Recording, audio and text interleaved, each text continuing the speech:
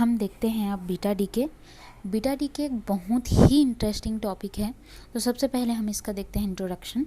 Beta decay is a type of radioactive decay. The coming out of beta from any nucleus is called beta decay और radioactive emission of beta particle. Beta decay एक प्रकार का radio active DK है। जब किसी भी nucleus से beta बाहर निकलता है या फिर इमिट होता है तो इसे हम बीटा का क्षय होना मीन्स बीटा डीके कहते हैं, या फिर इसे हम radio active emission of beta particle भी कहते हैं। आगे डायग्राम से और भी क्लियर हो जाएगा। तो हम डायग्राम पे आते हैं। डायग्राम में हम कंसिडर कर लेते हैं कि ये एक रेडियो एक्टिव एटम है, जिसमें रेडियो एक्टिव एटम के अंदर एक न्यूक्लियस है। जैसे मैंने बताया कि किसी भी न्यूक्लियस से बीटा का बाहर आना बीटा डीके कहलाता है। तो ये वो न्यूक्लियस है। रेडियो एक्टिव एटम और न्यूक्लियस जो तो वही है।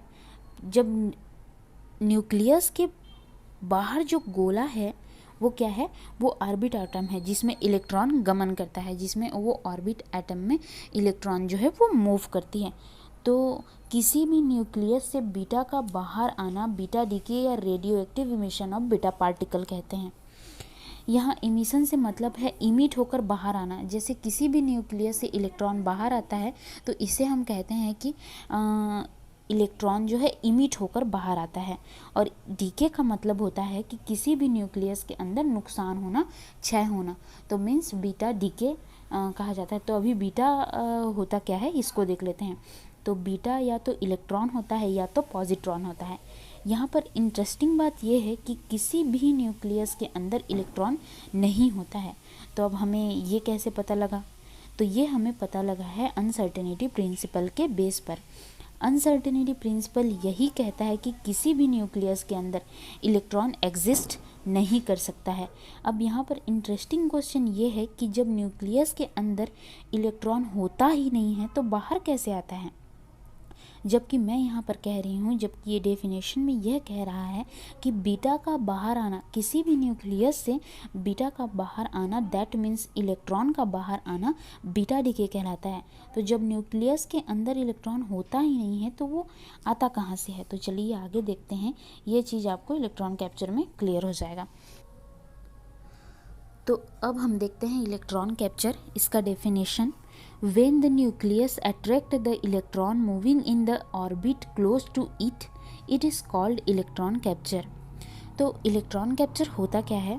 तो कभी कभी न्यूक्लियस जो है अपनी पहली ऑर्बिट में जो इलेक्ट्रॉन घूम रहा होता है उसको न्यूक्लियस जो है अपने अंदर खींच लेता है, तो उसे कहते हैं इलेक्ट्रॉन कैप्चर। जैसे डायग्राम में यहाँ दिख रहा है कि ये न्यूक्लियस अपने पास वाले ऑर्बिट से इलेक्ट्रॉन को अपने अंदर खींच लेता है। तो जब न्यूक्लियस से beta particle, that means electron बाहर आता है, तो उसे बीटा डीके कहते हैं। और जब न्यूक्लियस जो है जब ऑर्बिट से इलेक्ट्रॉन को अपने अंदर खींच लेता है तो उसको कहते हैं इलेक्ट्रॉन कैप्चर। तो उसी को इलेक्ट्रॉन कैप्चर कहा जाता है। अब हम आ जाते हैं टाइप्स ऑफ बीटा डीके में। तो बीटा डीके जो है वो 2 टाइप्स के होते हैं। एक होता है नेगेटिव बीटा डीके और दूसरा होता है पॉजिटिव बीटा डीके। तो पहले हम देख लेते हैं नेगेटिव बीटा डीके। तो अब हम देखते हैं पहला type negative beta decay. In case of negative beta decay a neutron became proton beta decay is also called electron decay। तो नेगेटिव बीटा डीके के केस में जो न्यूट्रॉन होता है वो प्रोटॉन में कन्वर्ट हो जाता है।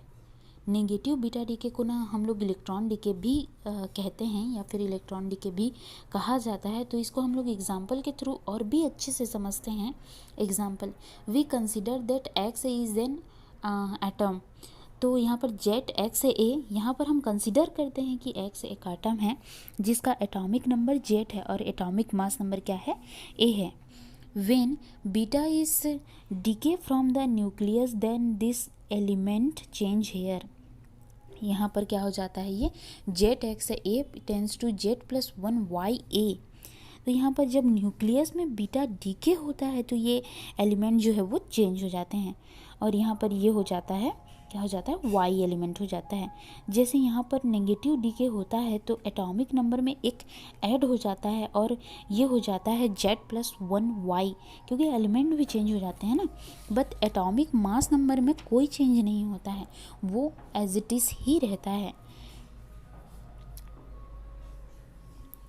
When decay negative, the atomic number is added to 1 and it increases by 1 while there is no change in the atomic mass number. तो जैसे कि मैंने कहा कि नेगेटिव डीके होता है तो एटॉमिक नंबर में एक ऐड हो जाता है, जबकि एटॉमिक मास नंबर में कोई चेंज नहीं होता है. दैट मीन्स यहाँ पर प्लस अब इसके साथ में क्या हो जाता है, यहाँ पर होता है बीटा नेगेटिव, और बीटा नेगेटिव का मतलब होता है 0 और नीचे -1. इसको हम ले लेते हैं, जैसे इसको हम लोगों ने लिखा है जेट एक्स ए इक्वल जेट प्लस 1 वाई ए प्लस इलेक्ट्रॉन. इसको हम लोग ले लेते हैं इक्वेशन नंबर 1. तो अब देखेंगे कि ये इलेक्ट्रॉन है और यहाँ पर क्या होता है कि ये 0 यानी कि एटॉमिक मास नंबर में कोई चेंज नहीं आया, बट एटॉमिक नंबर में क्या हो जाएगा, -1 हो जाएगा वो. अभी इक्वेशन 1 को देखने पर इक्वेशन 1 के दोनों तरफ एटॉमिक मास नंबर ए और 0 है, मतलब नो चेंज. और एटॉमिक नंबर पे क्या है, इक्वेशन के दोनों तरफ जेट प्लस 1 और -1 है, मतलब ये इक्वेशन बैलेंस्ड है. प्लस अब इसके साथ में क्या होगा, गामा रेडिएशन. तो इसको हम ले लेते हैं इक्वेशन नंबर 2 ऐड करके गामा एडिशन को. तो जब भी किसी न्यूक्लियस से बीटा डीके होता है तो न्यूक्लियस के बीच में जो एटम होता है वो एक्साइटेड स्टेट में चला जाता है, और जब भी नॉर्मल स्टेट में या ग्राउंड स्टेट में आता है तो गामा रेडिएशन इमिट करता है. अब हम यहाँ पर देखते हैं एटॉमिक मास नंबर में कोई चेंज नहीं हुआ है, पर एटॉमिक नंबर में चेंज हुआ है. इसका मतलब क्या है, क्या हुआ, यहाँ पर एक न्यूट्रॉन प्रोटॉन बन गया. यहाँ पर ए इज इक्वल टू जो होता है atomic mass number is equal to होता है न्यूट्रॉन प्लस प्रोटॉन होता है. इससे ये तय है कि ए में चेंज नहीं आया जबकि प्रोटॉन में चेंज आ गया है. तो यहाँ पर नेगेटिव बीटा डीके के सिचुएशन में क्या होता है, एक न्यूट्रॉन जो है वो प्रोटॉन बन जाता है. अब हम आ जाते हैं, that means negative beta decay का जो सिंपल डेफिनेशन है, नेगेटिव बीटा डीके के सिचुएशन में एक न्यूट्रॉन जो है वो प्रोटॉन में कन्वर्ट हो जाता है, तो इसे नेगेटिव बीटा डीके कहते हैं. अब हम आ जाते हैं पॉजिटिव बीटा डीके में, second type of beta decay. In positive beta decay, a proton is converted into a neutron, also called proton decay. ये positron decay है. तो यहाँ पर पॉजिटिव बीटा डीके के केस में क्या होता है, पॉजिटिव बीटा डीके के केस में एक प्रोटॉन जो है वो न्यूट्रॉन में कन्वर्ट हो जाता है, और इसे हम लोग पॉजिट्रॉन डीके भी कहते हैं. We consider that X is an atom. Same यहाँ पर नेगेटिव बीटा डीके की तरह ही हम कंसिडर करते हैं कि एक्स एक एटम है जिसका एटॉमिक नंबर जेड है और एटॉमिक मास नंबर ए है. When beta positive comes out it became the element in that sequence ZXA equal to Z-1XA plus electron plus gamma radiation. जब बीटा पॉजिटिव बाहर आता है तो यहाँ पर एटॉमिक नंबर में एक माइनस हो जाता है और एटॉमिक मास नंबर में कोई चेंज नहीं होता है.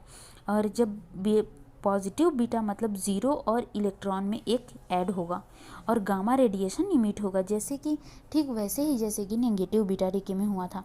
अब इक्वेशन के दोनों तरफ हम देखते हैं एटॉमिक नंबर और एटॉमिक मास नंबर दोनों ही बैलेंस्ड हैं. यहाँ पर हम एक एग्जांपल ले लेते हैं, 1p1 equal to 0 and 1 plus electron. तो हम यहाँ पर मान लेते हैं 1p1 यहाँ पर एक प्रोटॉन है और ये क्या बन रहा है 0 and 1 यानी कि न्यूट्रॉन, प्लस यहाँ पर क्या निकलता है पॉजिट्रॉन. इस इक्वेशन से ये पता चलता है कि पॉजिटिव बीटा डीके की सिचुएशन में एक प्रोटॉन जो है वो न्यूट्रॉन में कन्वर्ट हो जाता है. यहाँ पर याद रखेंगे कि किसी भी न्यूक्लियस के अंदर इंडिपेंडेंट इलेक्ट्रॉन नहीं होता है, मतलब न्यूक्लियस के अंदर इलेक्ट्रॉन तो होता है पर वो इंडिपेंडेंट नहीं होता है. प्रोटॉन में शामिल होता है या तो फिर न्यूट्रॉन में शामिल होता है, अलग सा नहीं होता है.